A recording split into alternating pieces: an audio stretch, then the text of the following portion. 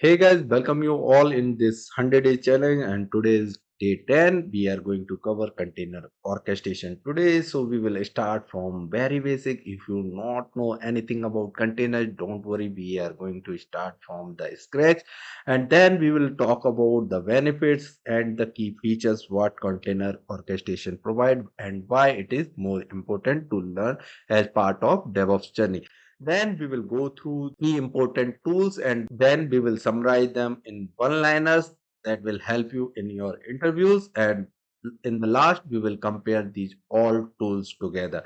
Let's start without wasting time. So, guys, let's start what exactly the container orchestration is. So, in this video, let's try to understand from the very basic. Just imagine orchestration as a conductor of a music band who decide when to start, when to stop, or if there is any change in the tempo need to be done. So that conductor decide everything, right? Similarly, in container orchestration, this orchestration behaves like a conductor who decides when container need to start, container need to stop, or if there is any change in the configuration, like if they need to scale up or scale down. Everything is decided by this container orchestration. So what it do?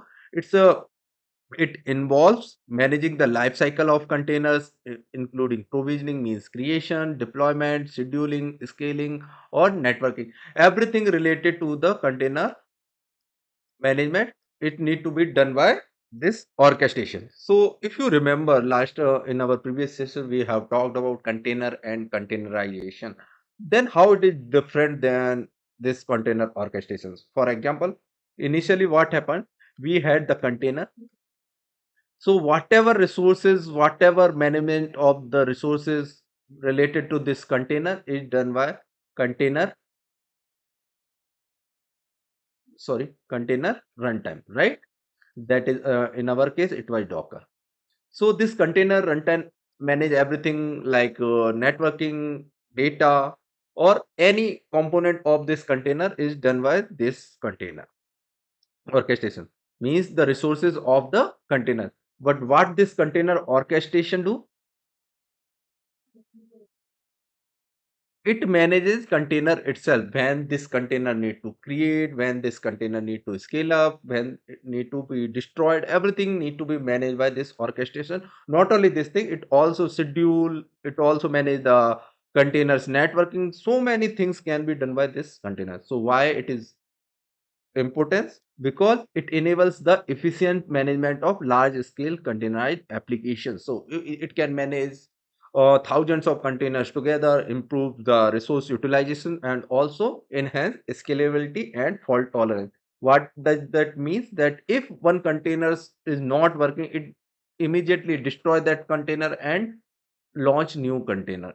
So if we define this container orchestration is a process of managing containers life cycle. Either it's a deployment, either it's a provisioning, scheduling, scaling, or networking. Everything is done by this container orchestration.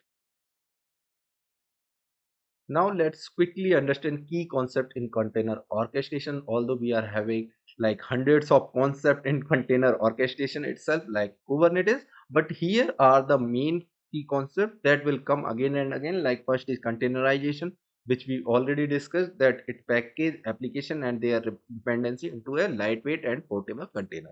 If we talk about orchestration, that we just gone through, like it's a managing the life cycle and interaction of containers using the automation and control system. Next thing, so what is scheduling? Scheduling is like assigning containers to resource based on requirements and availability. It identify the best suitable nodes. On top of that, it can schedule the container. Next is service discovery. It's like tracking and discovering containerized services within the cluster itself. So we can have multiple nodes within the cluster, right?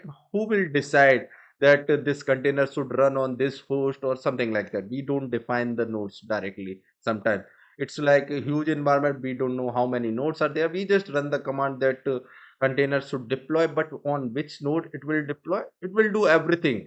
So container orchestration is not just about managing the container's life cycle, but also about so many different surroundings like tracking, discovering, assigning, scheduling, controlling. Everything is done by this container orchestration only. That's why it's more important to learn.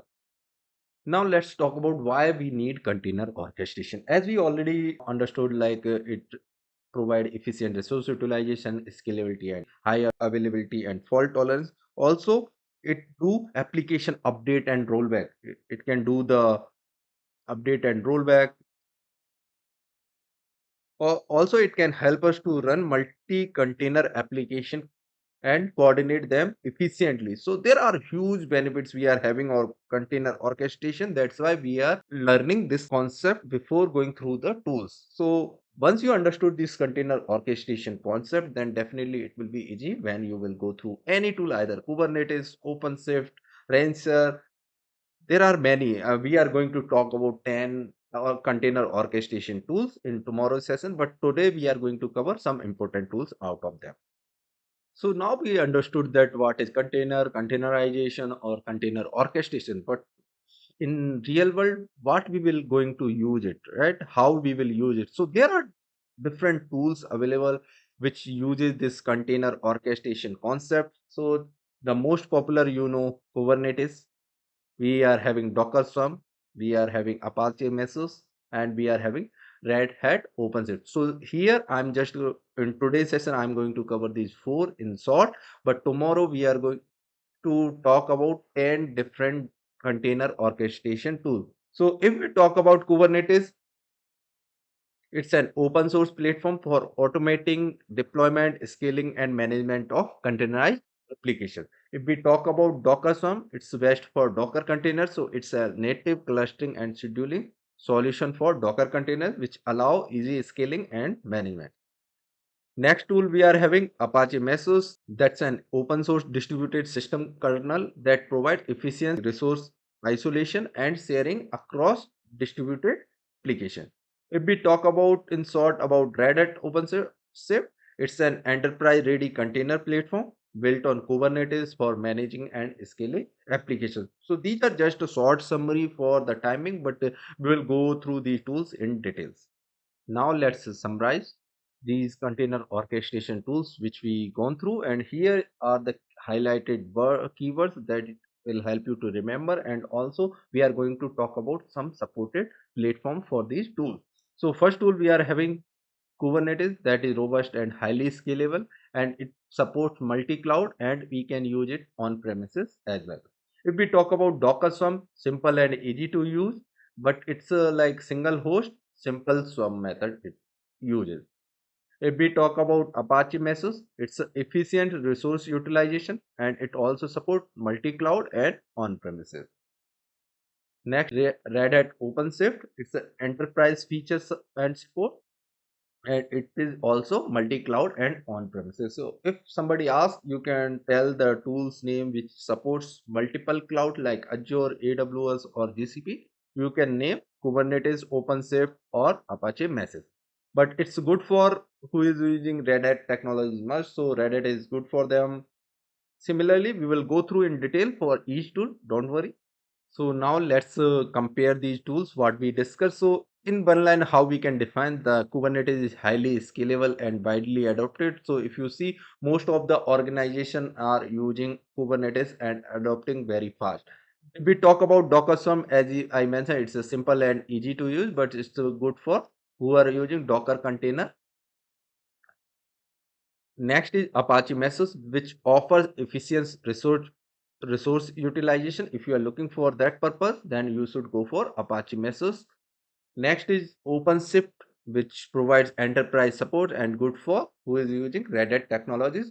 There are few tools as well where you no need to work in a command line phase. So that also we will discuss. If you are not compatible with command line interface, we are having one container orchestration tool for that as well, that we will discuss tomorrow when we will discuss 10 different container orchestration tools.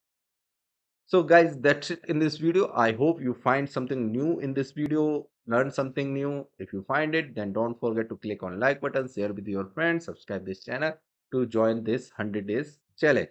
So tomorrow we will cover more key concept that is required to work with the container orchestration tools like Kubernetes, and also we will go through these all 10 tools what I mentioned. So join me tomorrow.